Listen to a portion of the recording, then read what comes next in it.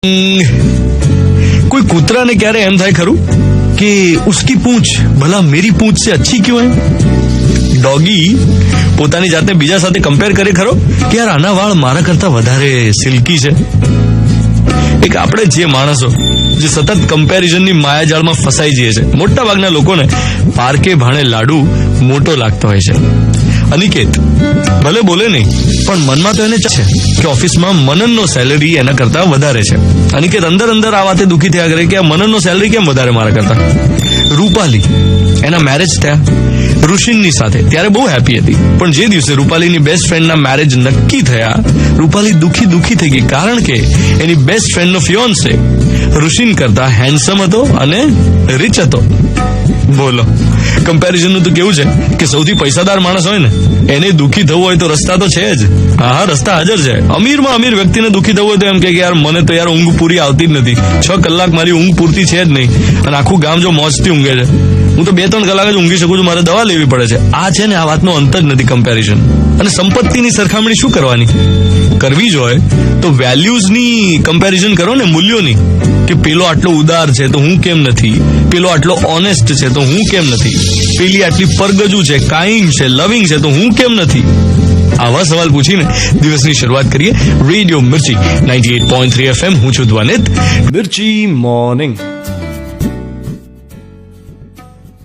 આપણે જ્યારે પણ નવરા પડીએ કે તરત જ હાથમાં મોબાઈલ લઈને બેસી જઈએ છે. બોલો, સાચું કે ખોટું? કરો છો ને? બધા જ કરે છે. જેવા નવરા પડ્યા કે તરત જ હાથમાં મોબાઈલ, ને પછી એવા મેસેજીસ વાંચવાના કે 3 મિનિટ પછી યાદ પણ ના રહે કે શું વાંચ્યું.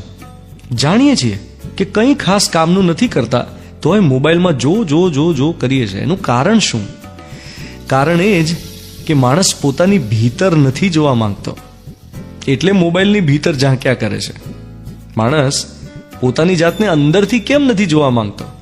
આપણે જ્યારે અંદર ડોક્યું કરીએ ને ત્યારે પોતાની કાળાશ દેખાય, ક્રોધ દેખાય, ચિંતા દેખાય, વિચારોનો સ્વિમિંગ પૂલ દેખાય.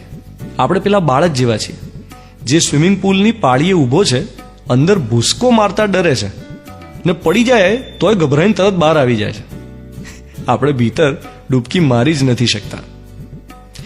આ ઝાડ વાવીએ ને ઝાડ, ત્યારે પહેલા ખોદવું પડે, ને ખોદવામાં પથરાય નીકળે, ઈંટોય નીકળે, ઈંટાકડાય નીકળે, પોચી માટીએ નીકળે, ને કોદાળી ક્યારેક અટકે ખરી કઠણ જમીનમાં.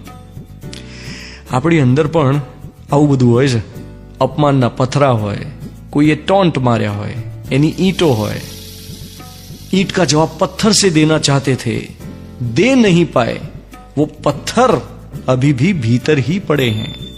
હવે આમાં ઝાડ ઉગાડવું પડે, ખુશીઓનું ઝાડ. હેપી મોમેન્ટ્સને રિવાઇવ કરવી પડે, નહીં તો અંદર પેલા ટોન્ટ ને અપમાન ને ગિલ્ટ ને આવું બધું સંગ્રહાયેલું જ રહે. તો મનની ગ્રંથિઓને ઓગાળીને ખુશીઓનું ખાતર નાખવું પડે હેપી મોમેન્ટ્સના ઝાડને. તમે સૌથી ખુશ ક્યારે હતા?